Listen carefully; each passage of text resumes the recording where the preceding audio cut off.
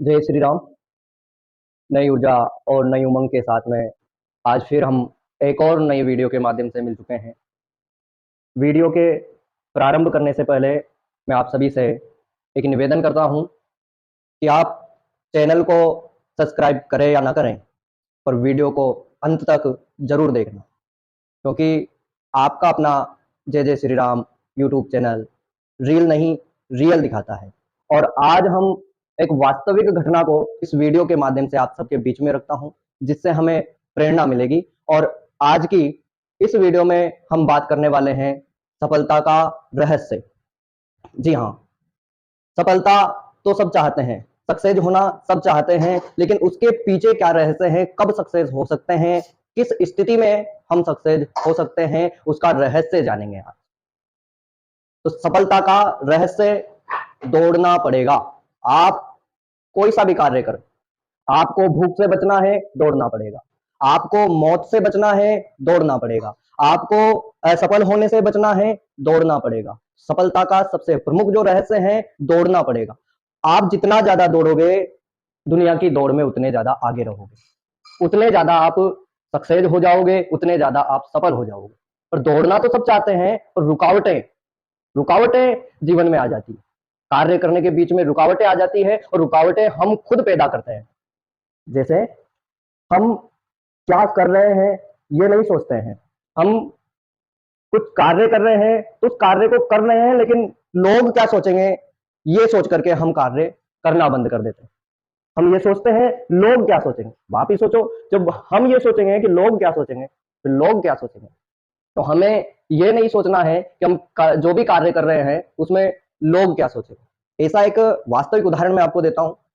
दो मित्र हैं, राम और श्याम। श्याम अपने मित्र राम को कुछ देने के लिए घर से निकलता है। जैसे ही वो अपने दरवाजे के बाहर निकलता है और उसके दिमाग में एक बात आती है, यार मैं राम के पास जा तो रहा हूं, लेकिन मुझे राम के पास जाते हुए देखकर लोग सोचेंगे कि श्याम राम से कुछ लेने जा रहा है। श्याम ये सोच करके वहीं रुक जाता है और उसका कार्य असफल हो जाता है। केवल एक गलती के कारण वो कार्य नहीं कर पाता है। गलती क्या है कि उसने ये नहीं सोचा कि मैं क्या कर रहा हूं, उसने ये सोचा कि मैं जो कर रहा हूं उसके पीछे लोग क्या सोचेंगे।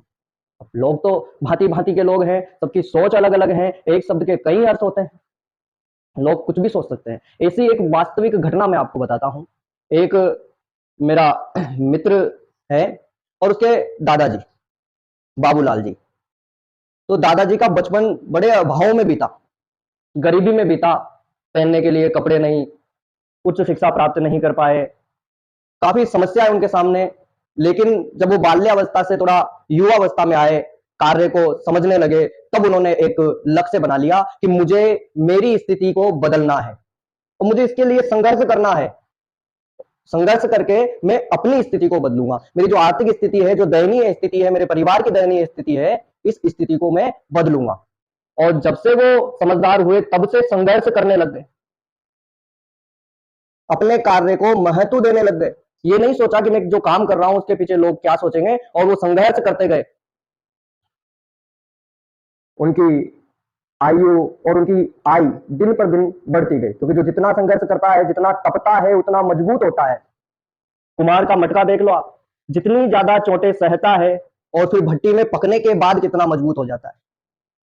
वैसे ही अपने बचपन के काल में और बचपन से जब वो परिपक्व हुए, उस अवस्था में बाबूलाल जी ने अथक प्रयास किया, और जब उनके बच्चे हुए, उनको उच्च शिक्षा दिलवाई, और उन्होंने ज्यादा से ज्यादा अपने बच्चों के शिक्षा पर निवेश किया। दिन रात मेहनत की, और मेहनत करने के बाद उनकी स्थिति दिन पर दिन सुधरती चली गई, आर्थिक स्थिति मजबूत होती चली गई, उनकी आय में वृद्धि होती चली गई। लेकिन एक घटना तब घट जाती है कि बाबूलाल जी अब वृद्ध हो चुके हैं, लगभग 80 वर्ष की आयु, लेकिन स्वास्थ्य अभी भी बिल्कुल वैसे ही मजबूत और संघर्षशील व्यक्ति। तो एक बार बाबूलाल जी दिन रात मेहनत करते हैं, तो लोग उनके बारे में तरह तरह के विचारधारा रखते हैं। यार इनके पास में सब कुछ है, सक्सेस हो गए, इनके पास गाड़ी है, बंगला है, धन दौलत, इतनी सब कुछ, फिर बाबूलाल जी इतना क्यों। लोग कहते हैं कि वो लालची है, स्वार्थी है, पैसे बचाना चाहते हैं, और ये मजदूरों के साथ में खुद कार्य करते हैं, इससे पैसे बचाना चाहते हैं। तो ऐसी एक व्यक्ति ने मेरे मित्र अर्थात बाबूलाल जी के पोते से एक बात कही कि बेटा मैं एक बात कहना चाहता हूँ, अगर तुझे बुरा नहीं लगे तो। उसने कहा भाई कहिए, ऐसी क्या बात है? कि देख तुम्हारे पास में जमीन है, धन दौलत है, गाड़ी है, बंगला है, खूब पैसा है, फिर भी तेरे दादाजी अभी भी खेतों में मजदूरों के साथ में कार्य करते हैं, बचाने के लिए ऐसा कार्य करते हैं। तो वो बात बाबूलाल जी के पोते को दिल पर लगी और उसने कहा कि बात तो सही है, भाई हमारे पास सब कुछ है और मेरे दादाजी ऐसा क्यों करते हैं? तो उसने घर जाकर के दादाजी से पूछा कि दादाजी मुझे आपसे एक शिकायत है। दादाजी ने कहा भाई तेरा हमने अच्छे से लालन पालन किया, तुझे सूट बूट में रख रहे हैं, तेरे पास एंड्रॉइड मोबाइल है, हमारा बचपन तो हमें पहनने के लिए कपड़े तक नहीं मिलते थे, तेरे से ऐसा कोई कार्य नहीं करवा रहे हैं, अच्छे विद्यालय में तुझे शिक्षा दिलवा रहे हैं, सारा सब कुछ अच्छा है, फिर तुझे क्या शिकायत है? कि हाँ दादाजी मुझे ऐसी कोई शिकायत नहीं है, सारा सब कुछ अच्छा है, मैं सूट बूट में भी रहता हूँ, मेरी हर स्थिति मेरी हर इच्छा आपने पूरी की है, पर मुझे एक शिकायत है कि हमारे पास में गाड़ी है, बंगला है, मजदूर काम करते हैं अपने, फिर आप खेतों में जाकर के क्यों काम करते हो?